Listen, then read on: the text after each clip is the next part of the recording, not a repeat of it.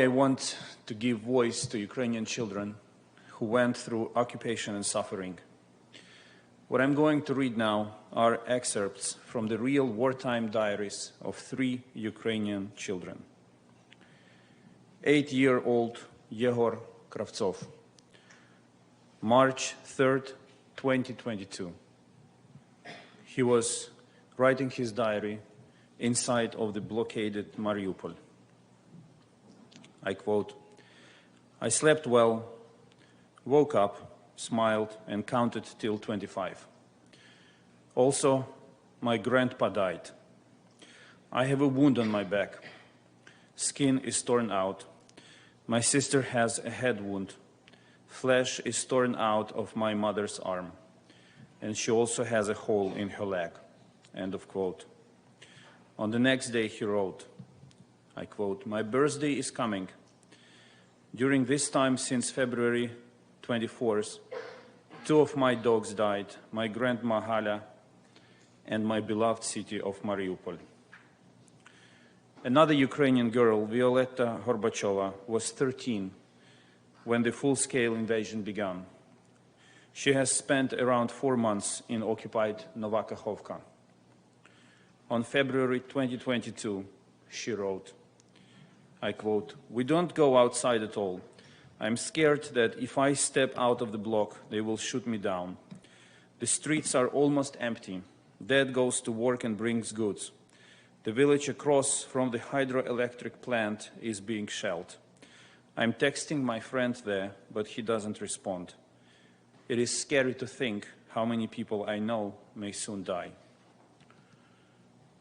In May 2022, she wrote, I quote, "Mom tells us not to go for a walk to places where there are no people, because many girls get raped. On May 27th, all mobile networks were fully shut down. People stood near a closed cafe like zombies in small groups because the local Wi-Fi still worked there." The third girl, Arіни Первуніної, was 11 when Russia launched its full-scale invasion. She was hiding in a basement in an occupied village. She was afraid that Russian soldiers might rape her and called her father, who was in the government-controlled area. She was crying and asking him to take her away. In an effort to save his daughter, he somehow managed to drive to the village. But on their way back, Russian soldiers opened fire on the car and killed her father in front of her. 1 week later, she wrote in her diary, I quote, "I don't want to live. What is this life without a father? Am I such a helpless child who cannot do anything on her own?